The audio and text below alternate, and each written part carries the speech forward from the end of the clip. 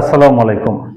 সালমান শাহর বিষয়টা আবারও আলোচনায়, মানে বারবারই আলোচনায়, আর এই বিষয়টা ভাইরাল হচ্ছে। তো আসেন, ডন গ্রেফতার, এখন আসলে শেষ ফলাফলটা কি হইতে পারে আমরা চেষ্টা করব এই আলোচনার মাধ্যমে অন্তত আমরা 90% ধারণা করতে পারবো এবং আশা করা যায় ওই পর্যায়ে পৌঁছাতে পারবো।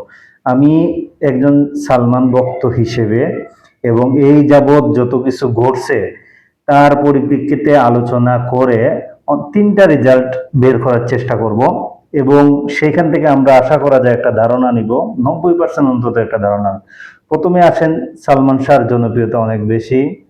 সে মৌসুমীর সাথে, শাবনূরের সাথে গুড রিলেশন ছিল, প্রেমে বটে। তখন একটা স্বামী স্ত্রী হয়ে যাওয়ার পরে, যারা স্বামী স্ত্রী তারা বুঝবেন।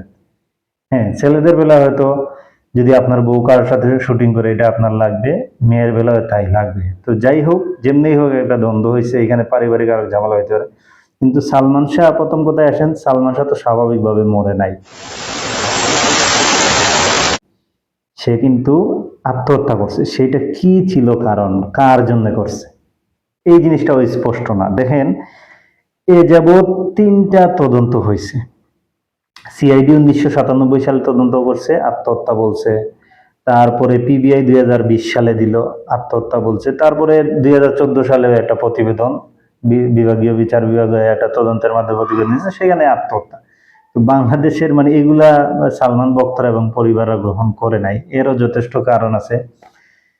তো আগে তো এত ডিজিটাল ছিল না, অনেক কিছুই ছিল না। দেখা গেছে যাদেরকে দায়িত্ব দিছে তারা হয়তো ভালোভাবে তদন্তই করে নাই, দিয়ে দিছে। যদি করতো তাহলে অবশ্যই প্রমাণ সহ করতো এবং পাবলিক মানতে সেটা বাধ্য হইতো।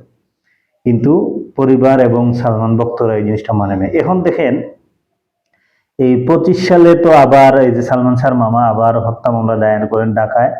তো এই প্রেক্ষিতে ডন তো আসামি, আগের আসামি, তাই সে কিন্তু হজ পালন করতে যাচ্ছে। সে এত বড় একটা হত্যা মামলার বিষয় চুপিসারে চলে যাচ্ছে, এইখানে কিন্তু একটা ভাবার বিষয়। সে যাইতেই পারে, কিন্তু তোমার উচিত ছিল যে জানিয়ে যাওয়া, যে কোর্টে বা যাই হোক, আমি হজ পালন করতে যাচ্ছি, এখানে লুকোচুরো কিছু নাই। কিন্তু সে লুকিয়ে লুকিয়ে যাচ্ছিল, ইমিগ্রেশন পুলিশ তাকে আটক করছে। তো এখন আসলে কি হইতে পারে ফাইনালি? আমার প্রথম প্রশ্ন হচ্ছে, সালমান শাহ আত্মহত্যা করলো কেন? কি সেই কারণ, কি সেই জ্বালা যন্ত্রণা তার বুকে ছিল?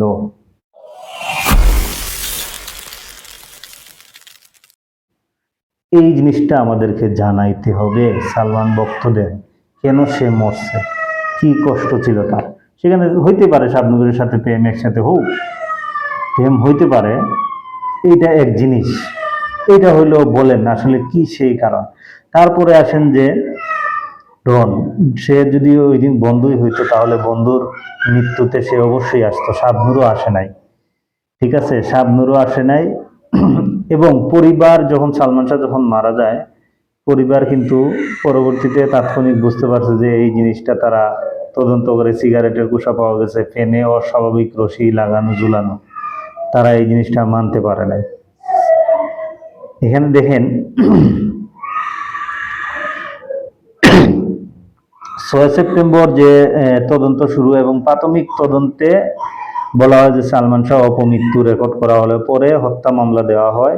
সিআইডি, বিভাগীয় বিচার বিভাগ তদন্ত, পিবিআই প্রতিবেদন, আত্মহত্যা বলে ধারণা করা। এখন প্রথম যে বিষয়টা আমরা আলোচনা করব, প্রথম কথাই হচ্ছে যে সালমান ভক্তদের প্রথম কথাই হচ্ছে সে আত্মহত্যা কেন করছে, এটা একটা কারণ।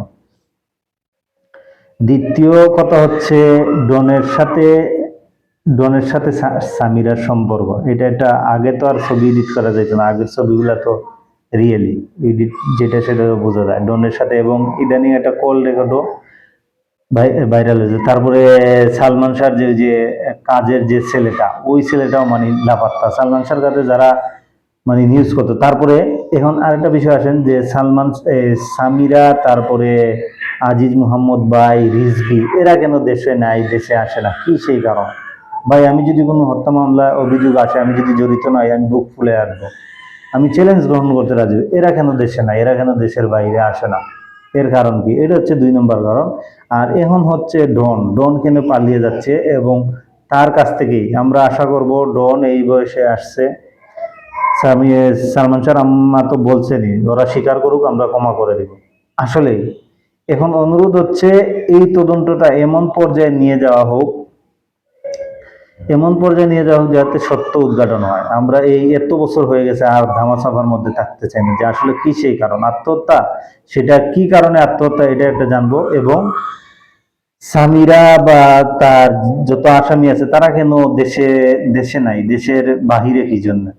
2 এবং 3, এখন যেহেতু ডনকে গ্রেপ্তার করা হয়েছে, সে সত্য জিনিসটা বলুক, তাকে সত্যটা মানে তার মাধ্যমে অবশ্যই জেরা করলে সত্যটা বেরিয়ে আসবে, বাধ্য বের হতে। এবং হত্যা এমন একটা জিনিস, সেটা যদি আপনি যতই ওই যে 7 খুন মামলা বালি ইট দিয়ে পানিতে চুবাই রাখছিল ভাইসা উঠছে, তো হত্যা জিনিসগুলা যদি কেউ করে এই জিনিসটা দীর্ঘদিন পরে হইলেও ভাইসা উঠে। তো আশা করা যায় এইবার ডনকে যেহেতু গ্রেফতার করা হয়েছে এই জিনিসগুলা ভাইসা উঠবে, আমরা এই প্রত্যাশা করি। এবং আমার মনে হয় এখানে প্রথম কারণ সালমান শাহ কিসের জন্য আত্মহত্যা করেছে, কি কে দায়ী, এর কারণ কি। দ্বিতীয় যে বিষয়টা হচ্ছে, যদি সে আত্মহত্যা করবে, তার হত্যার সাথে কেউ জড়িত হবে না, তাহলে বাকিরা কেন বিদেশে। এবং সালমান শাহ যদি আত্মহত্যাও করে, তার বউ নিশ্চয়ই, যদিও করে অবশ্যই তার বউ এখান থেকে তাকে মানে সরায় নাই যে আত্মহত্যা করতেছে, না করুক, দেখেও না দেখার ভান করছে, এই জিনিসটা কি জন্য করছে, এইটাও কিন্তু হইতে পারে। আর তৃতীয় হচ্ছে হয়তো হত্যা। এইখানে ডন আজিজ মোহাম্মদ ভাই বিশাল একটা বিষয়, অনেকে বলতেছেন সামিরার মায়ের সাথে আজিজ মোহাম্মদ ভাইয়ের সম্পর্ক এবং ডনের সাথে সম্পর্ক, আর ওই সময় 12 লাখ টাকার কন্ট্রাক্ট অনেক বড় বিষয়, এগুলা তো এমনি এমনি উঠে আসে নাই। 12 লাখ টাকা অনেক বিষয়। ডন তো তখন শুধু মামুলি একজন খলনায়ক হিসেবে অভিনয় করতো, তাও সাইড পার্টে। তো তার জন্য 12 লাখ টাকা অনেক বড় একটা বিষয় ছিল। আর তখন দেখা গেছে সালমান শাহর প্রতি অনেক হিংসাও কাজ করছে, সে এককভাবে মানে টপ টপ লেভেলে চলে গেছে, এই জিনিসটা অনেকের হিংসা কাজ করছে, অনেকের ব্যবসায় আঘাত করছে এটা। এবং আজিজ মোহাম্মদ ভাইকে একটা থাপ্পড় দিছে, এটা কিন্তু অনেক বড় বিষয়। কেউ যদি সবার সামনে কাউকে থাপ্পড় দেয়, তুমি বড় নায়ক নাকি, এই জিনিসটা কিন্তু কেউ দেখবে না, চেষ্টা করবে এই বদলা প্রতিশোধ নিতে। আর এরা যেহেতু টপ লেভেলের কি বলবো সন্ত্রাস টাইপের মানুষ, এরা এই জিনিসটা করতে পারে। তো ডনকে যেহেতু এখন গ্রেপ্তার হয়েছে, লাস্ট যে দাবি, আমরা ফাইনাল একটা ডিসিশনে আমরা আবেদন জানাই, সরকার ফাইনাল একটা ডিসিশনে যাক, আসলে কি সেই ঘটনা, এবং সত্যটা পাবলিকের সামনে উন্মোচন করা হোক। তো সবাইকে ধন্যবাদ। আমরা প্রত্যাশা করি, আশাবাদী যে এইবার অন্তত সালমান শাহ হত্যার সঠিক বিচার হবে, রেজাল্ট যেটাই আসুক আমরা মেনে নিব। এবং ডনের প্রতি চেষ্টা করবেন ডনকে দিয়ে সত্যটা বলার জন্য, যে আসলে কি সেই ঘটনা, ডন যাতে সত্য বলে। আল্লাহর কাছে এই দোয়া করি, ডনের মাধ্যমে যাতে এই এই ঘটনার সঠিক জিনিসটা বের হয়ে আসে, আমরা এই আশাবাদী। তো সবাইকে আবারও ধন্যবাদ। আল্লাহ হাফিজ।